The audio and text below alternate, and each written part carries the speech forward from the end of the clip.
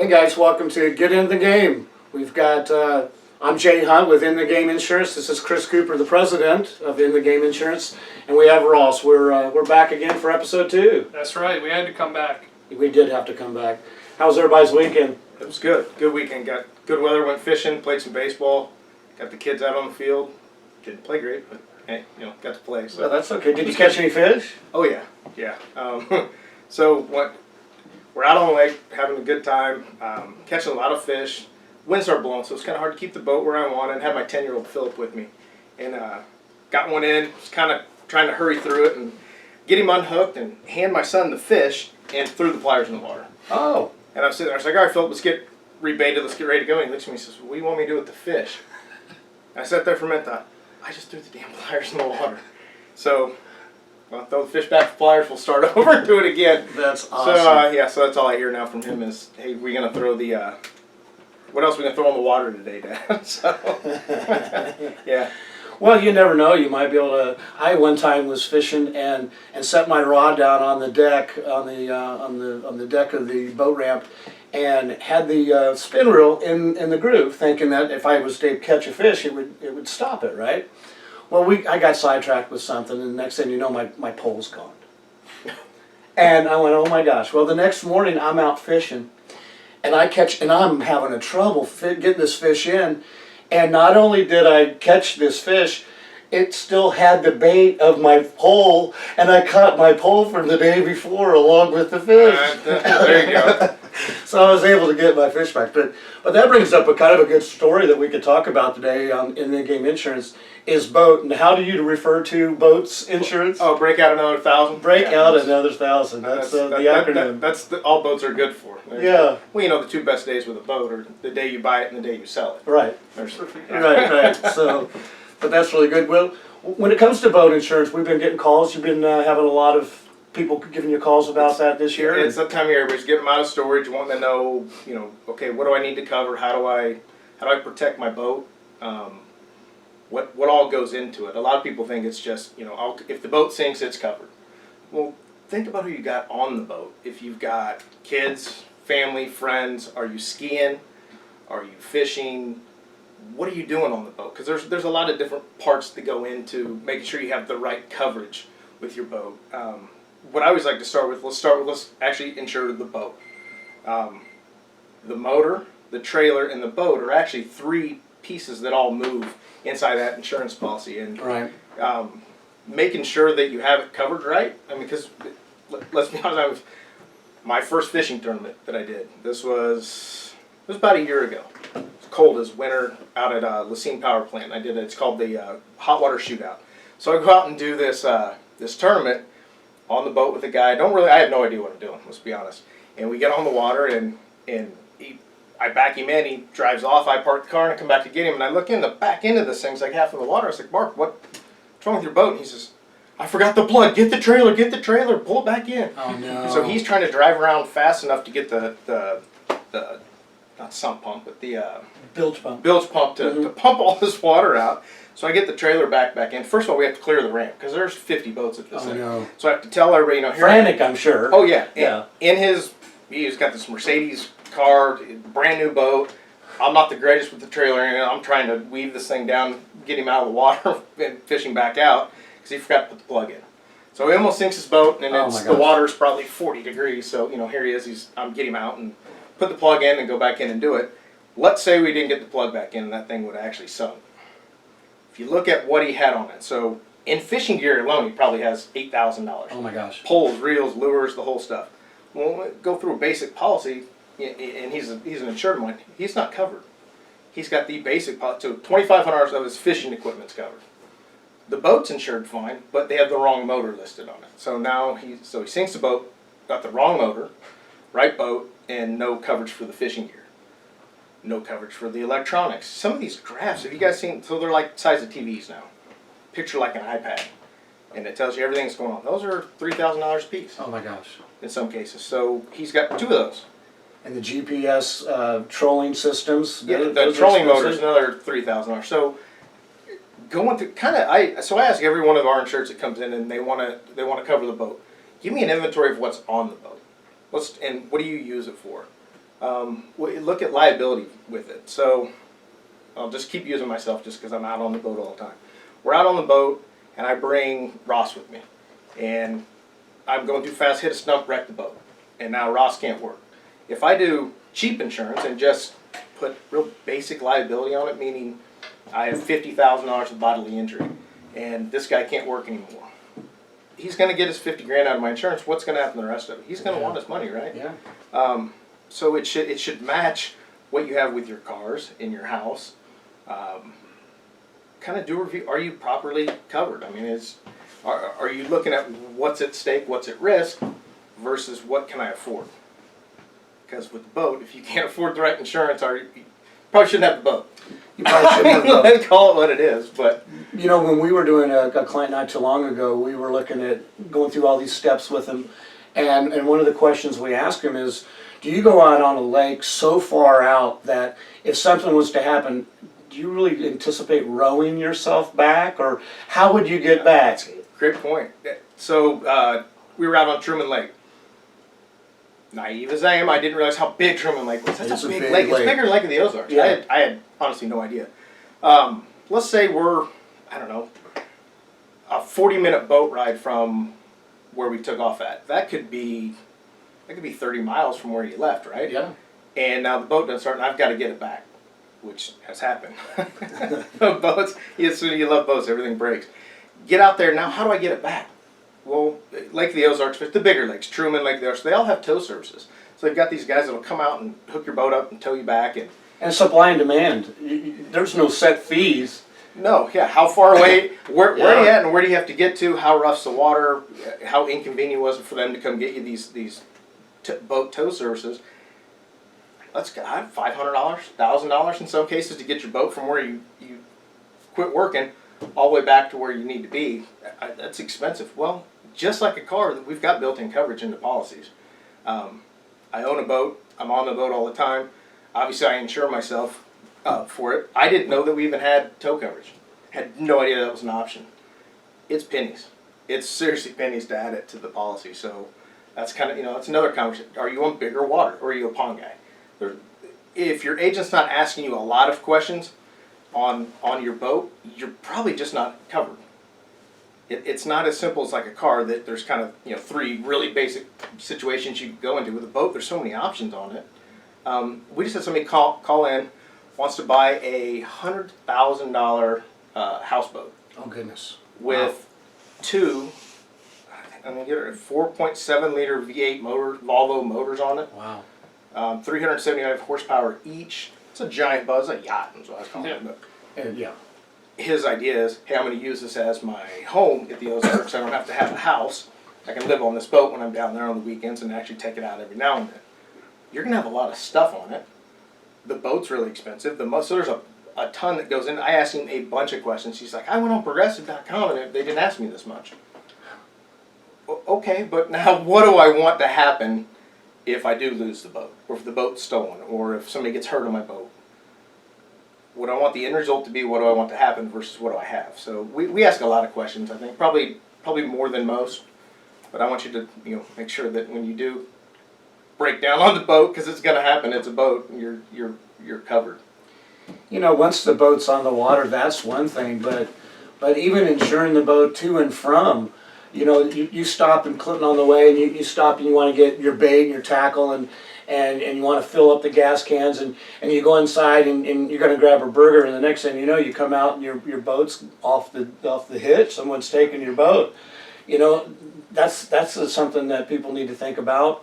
And what even if, for example, if you have a flat tire and all of a sudden the spare's gone or whatever, there's roadside for boats as well. Oh yeah, absolutely. In fact, Ross came by my house this morning. We were walking out through the garage, looked at the tires on.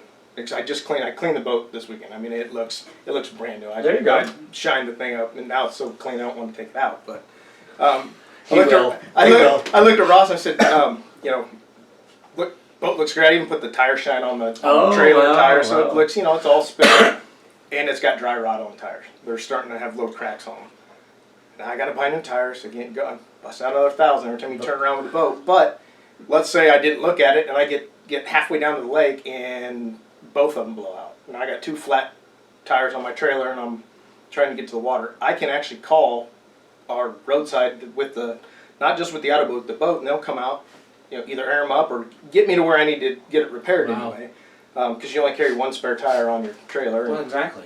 So I'm sure my luck, both of them are going to blow out. That's just how it goes with me. Well, that happens, and there's so many different details that can go on with the boat, and as we've been talking about. But if the boat was to sink and you were able to salvage, obviously you wouldn't file that claim. Is the gear ruined, or what do people normally do? Have we experienced any of those claims yet? I've never actually had a total loss on one of our insureds on our boat.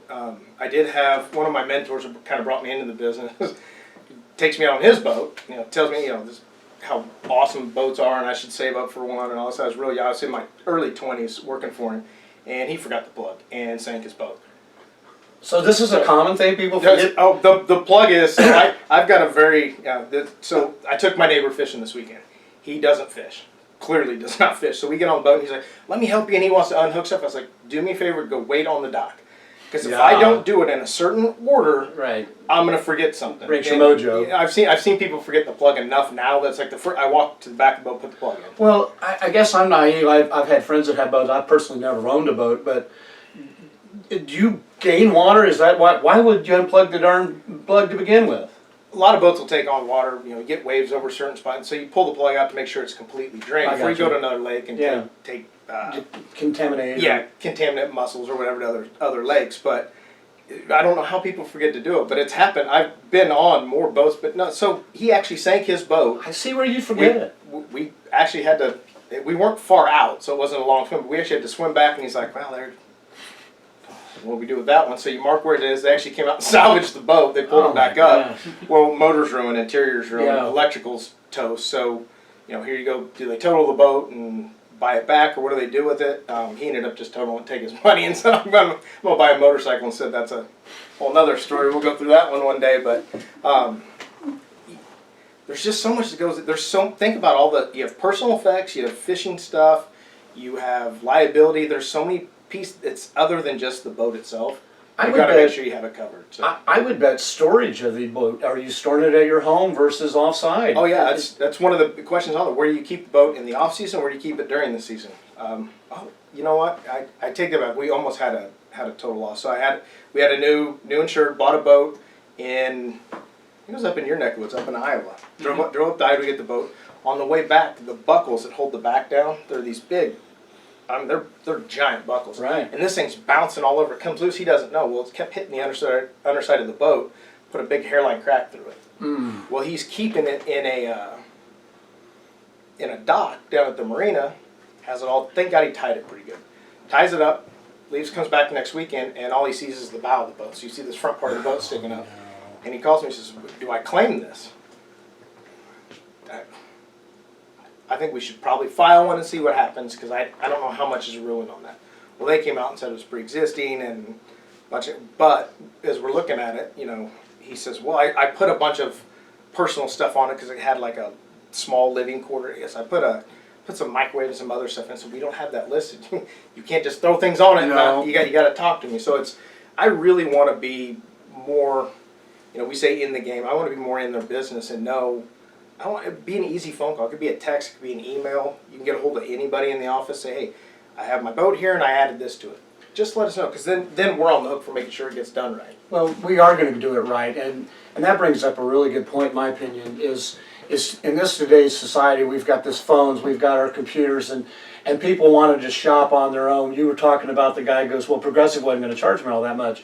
Well, the computer programs aren't going to ask you the questions that the three of us are going to ask, and find the nuts and bolts of what really is your trigger points in your life. Oh yeah, it's a little bit like using QuickBooks to file your taxes or having a CPA do it. Right. We're your insurance. They're asking general questions. They're not maybe asking pertinent questions. And again, we talked last week. Ross and I talked last week that we're not here just to pad your insurance bill up as high as we can. We're here to make sure that in case of a loss, and that's what insurance does, is it makes you whole again and gets you back to where you want to be. So, well, we've talked a lot about boats here, and my little timer that I'm trying to use doesn't want to stay on track, but But I love to bust out another 1,000. That is just. I heard that on Pawn Stars first when they're doing a boat special, and then he brought it to me because he loves boats, and that's all we talk about when we drive around. Right. But one last story on boats. So I got, if your boat is in trailers under 2,000 pounds in Kansas, you don't have to have a license plate on it. Okay. Well, if you read the manufacturers on my boat, it says it's like the boat's 1390, the motor all in. I was under 2,000. My math was right. Well, I'm heading to a lake and I get pulled over by Highway Patrol. Followed me forever. He comes up and I knew what he was pulling me over for. I just because I wasn't speeding, I knew he was there. And I pull over and I've got the website pulled up, all the numbers on it. And he says, "There's no way. Been doing this a long time. Your boat's over 2,000 pounds." I said, I mean, it says right here. I mean, you want to weigh it? Well, yeah, I want to weigh it. I want to see what this thing weighs. He pulls out scales. They're little, about half the size of this table. Pulls out these scales. Says, "We're on this little country. Let's just pull up here. We'll weigh it." Uh-oh. I'm probably in trouble now. So we pull it up there, and it's 1,250 on this side, 1,300 on that wheel. He looks at me and says, "So you're over 2,500 pounds. You're 500 over." Yeah. But you know what this means? No, it means it's a well-balanced boat. He kind of laughed at me. He says, "You're right." And so then I busted out boat means bust out another 1,000. So what's this ticket going to cost me? Yeah. We talked for a little bit. He's like, "Get it. You got to get it tagged." So I kind of got out of that one, but yeah, that's. But it wasn't quite 1,000. Who knew they could weigh you on the highway? I had no idea. I thought I was getting out of that one. No, that's really good. Not so much. Well, hey, I think another subject that has been on a lot of people's minds. I got a question. What the world is going on with our society, with all these porch thieves out there? And I even bring that up because I was standing outside grilling yesterday, and my neighbor came up to me and she said, "I guess sometime this fall, I had my hose and reel stolen from the side of the house that was between hers and my house." And the funny part, sadly as well, was last year she went on vacation and she had me water all of her plants around her house. And when she got back, I was teasing her because of the cheap hose that she bought. Kept getting kinked up, and I'm fighting the darn thing, and I'm trying to get it around the house. And she has 2 reels, one on each side of the house. And so this year she comes out and she gets one of them set, and she's doing it. And then we're now into mid-June, and she didn't want to drag that out anymore, so she went to go get her other one, and she couldn't find it. So she goes to where she keeps it, and it's not there. And she tells me she searches her garage over 6 times. Well, she's got a basement. She goes, "I wouldn't have carried it down there, but I'm going to go look." Goes down there and no hose. Well, the only thing we can think of is someone saw that reel with her brand new hose, $50 worth of hose. She had a brand new nice handle. She said it was $10 or $15, let alone those reels are $30 to $50. What's up with people? That's we got the Ring doorbell because we haven't had it happen to us, but everybody in the neighborhood seems to keep getting stuff swiped off their porch. The Amazon deliveries or whatever. We don't got the Ring doorbell. The flip side of that Ring doorbell is the damn thing goes off all the time. I have 4 kids, so they're always coming in and out of the house. Yeah. And it alerts you every time there's motion on the thing. I think I end up muting it more than I use it, but at least it records it and you can go back and look.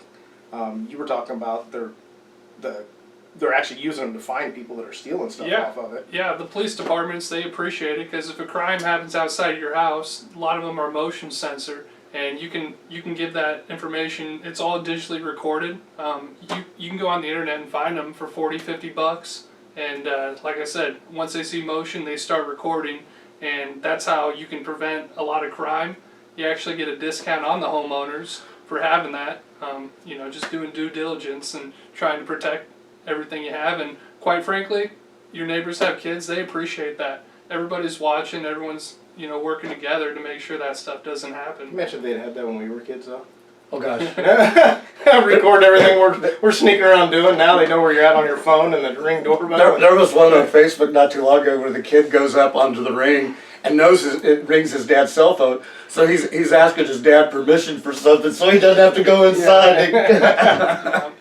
My neighbor had their van stolen out of their house last time around all their driveway, and the ringtone or the ring took the guy's looking right at the camera, basically smiling. Might as well signed his autograph on it. Right. But I don't know if they caught him. They ended up finding the van, but when you have these kind of protective devices on your home, Ross, it helps your rates, doesn't it? It does help your rates, definitely. I was talking to my old roommate. He just got a house in KCK, and it's a good neighborhood. A lot of people around, but I'm like, hey, he doesn't have his dog anymore. You definitely want to invest in that technology just because it's simple to do. It would technically pay for itself over the course of a year. It's more than worth the investment. The discount on it's fairly minor in most cases. You know, even if your house premium is $1,500, right? But so you save 80 for the year or 100 for the year. I don't even know. Everybody's discount's different. Except one, it's going to almost pay for the device. Right. But two, it really.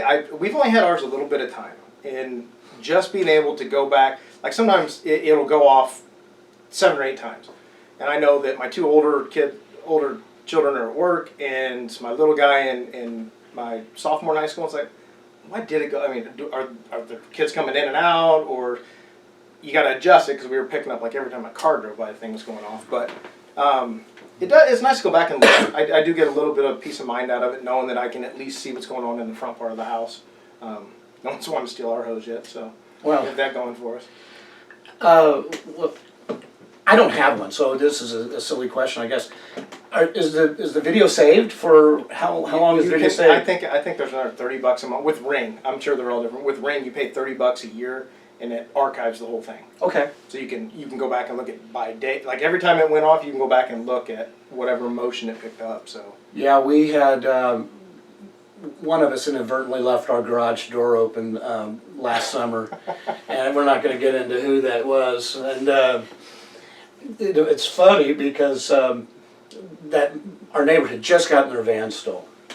And I got up first, and I go downstairs, and sure enough, the garage door's open. I went, wow. I go back up. My wife's off that day, and so when she wakes up, I said, hey, we got some good news and some bad news. She goes, well, what's the good news? I go, well, no one stole our cars last night. And she goes, well, then what's the bad news? I said, well, we left the garage door open. She goes, oh, my gosh. She goes, beeline it downstairs. This crook, and now I have outside lighting, and I have motion sensor lighting in my garage. So that light had to go off, and it scared him because all he did was open up the house door, reach in, sees my wife's purse, and grabs it and goes. Yep. And so they go over to my neighbor and access what you're saying on the Ring on the computer, and sure, it's long drawn out, but they were able to see the car drive up, stop, take off, come around the block. About that time, the car's back.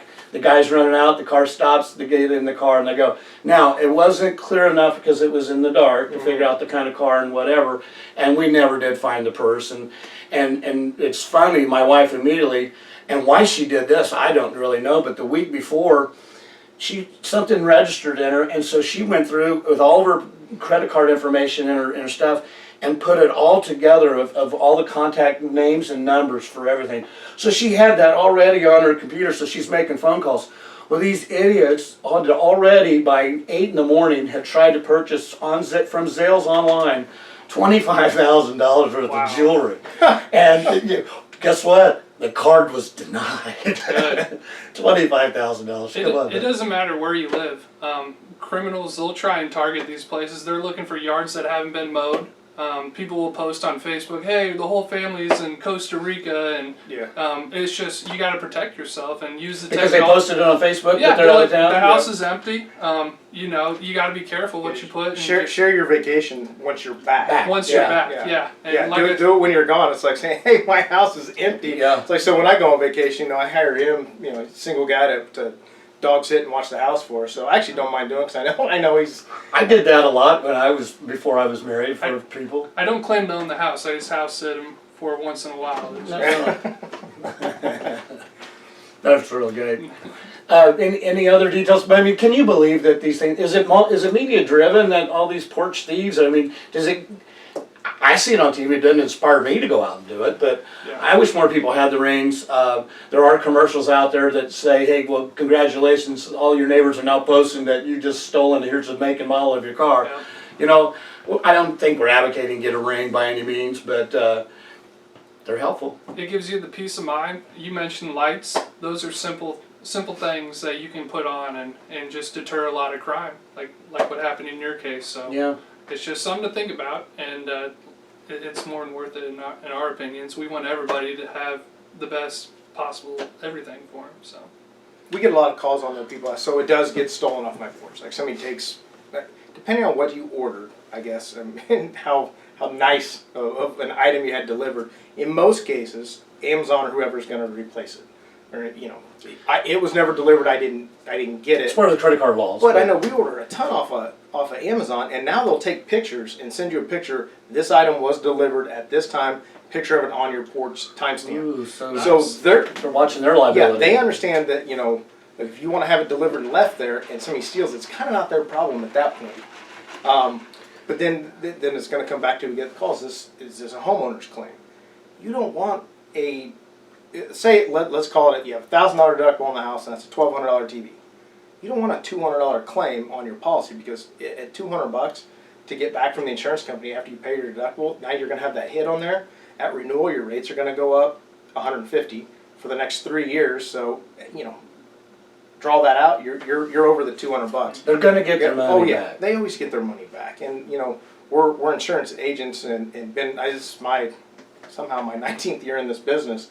We're also consumers. I have the same thing happen. To me personally, is what's going to happen to anybody else. I don't like it any more than any other one of our clients would, but it's to make you whole, not a lot of people use it. It's a new roof fund.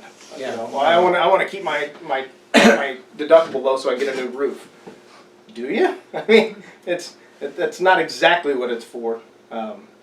and the claim stays on your record for 5 years. They'll increase your rates for 3 years, but they look back 5 years. Some of them they've extended it to 7 years now. Oh yeah. I mean, we've got some of them looking back 7 years. Wow. So what they hit them with rate increases over 7 years is probably minimal, but that's why we tell everybody, if you do have a claim, I don't care how small it is, call me first. I'll even file it for you. We will even file it for you, but start with us. Let us walk you through, do we really want to do that, or is this something that it makes more sense to just eat the $200 and move on?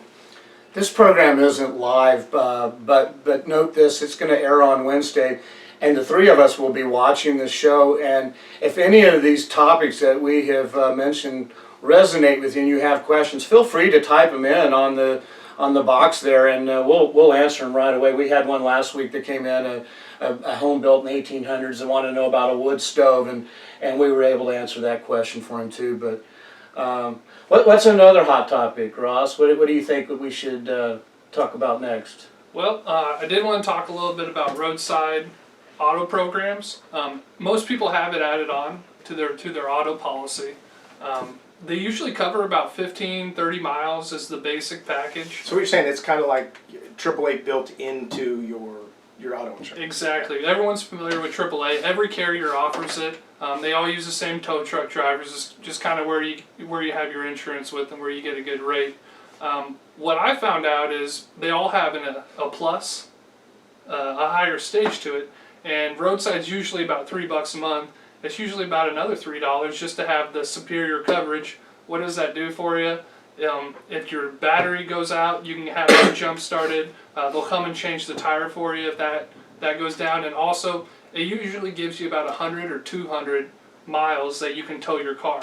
So you guys, I told you I have family up in Iowa. Ames is about 250 miles away from Olathe. If I get busted down in the middle of Missouri or in the boondocks of Iowa, it's good to know that, depending on which way I'm heading, I can have that sent to our tow shop, to our shop to have it fixed up. So my car is not the most reliable. That is more than worth it to have it added on. I agree, and a lot of people go, well, towing, I've got 4 cars, or I've got this. I got a buddy with a truck. We'll get it in. 2 years ago, the very first time, I'm 57 years old. The first time in my life I had a flat tire on a highway. Okay, I was in St. Joe coming back to Kansas City, had a blowout right on the highway, and I tried to go in and change my own tire. Yeah, okay. The shop did that torque wrench thing and power drive it on there. I couldn't budge it. So I'm kind of tight and frugal, and I'm like, I don't really want to send this into my insurance, but I'm calling the tow truck. I'm going to tell you guys, You know how important it is when that truck is there and the flashers are on to get on the other side of the lane? Because I'm on I-29 and this tow truck driver got so mad, he got back in his truck and he jettisoned it out to where he was half on the shoulder with me and half in that lane to make people go over because they were just zooming down the road. And I, even when I was trying to get that load match, I'm sitting there watching cars and because people, they're on their phones, they're doing this and that, and people get hurt out there. But this tow truck driver was so adamant, and he was yelling at these people as they're driving by. I immediately right then decided that the roadside was totally worth it. I'm never going to change my own tire on a highway with people speeding by me at 65, 75 miles an hour ever in my life. Well, tow doesn't count against you. So right. Using that benefit, we have some now. There are some people that are a little excessive with it. Have like, you look on their claim sheet and there's 14 tows. It's either probably buy a better car or maybe. Well, he didn't tow mine. He just came and changed the Sure. tire and put the donut on it, and then swiped the 25. The insurance paid me back. Yeah. It wasn't even big deal. Yeah. We've seen it where people run out of gas, and they do it habitually almost, and they bring them $5 in gas or whatever to get them to. Yeah. People will abuse it just for gas, and you don't want to do that. You don't want to have 9 claims a year. One of our insureds lives right behind me. They're my neighbor, and calls me and says, "So, not a neighbor call, an insurance call. I went out to warm the car up and locked the door. Keys are in it. Car's still running. What do I do?" So, well, there's a couple things. Jeff, when he sees he's going to kill him, he wanted to throw a brick through the back window and just go in and get it. And I said, "Hey, but we have coverage for that. Here, let's call the roadside service number. They're going to come, unlock the car, and get you in it." But he's at home. Could he go inside his first set? No, he didn't have any. Oh no! One set of keys in the car and the battery on the remote was dead. Nice. So, and by the time he would have drove off to get a battery, come back, hopefully the thing worked. And he also had OnStar. We had the same car, but he didn't have that activated either. So we called within 30 minutes. They came out, opened the door, boom, he's off running. Didn't even know that was part of the policy. Yeah, it's roadside is true. It's not just because you're out. It was in his driveway running. We're able to get somebody to come open the door for us. So there are a lot. That's why I would say start with us. Call us first. Let us be the first call. I give everybody pretty much my cell phone number. You can text or call and say, "I have this problem. What do we do?" Sometimes it's you got to call the company. Sometimes we can, advise you a little bit different way around that. This one was pretty simple. Let's just call our roadside assistants and let them come get you in the car. And that brings up a good point. I was on the phone yesterday with my brother, and he lives in Oklahoma, and his wife ran over something, and they were waiting for AAA. Well, we had a client earlier this year that said, "Well, I already have AAA." Doesn't most of the time our own coverage is cheaper than the AAA coverage? And Almost every time. every time. So if why double dip necessarily with the AAA and having that? Now that I'm trying to not do business with AAA, I don't want to get anybody yelling at me for doing that. But this is part of the questions why we're here, why we're in the game with you, is to make sure you have these coverages and to save you as much money as we possibly can. In most cases, if we look at the plus roadsides on any of the carriers, you're talking the difference between, say it's $11 a year or $21 a year. So $10 usually on average, you've got the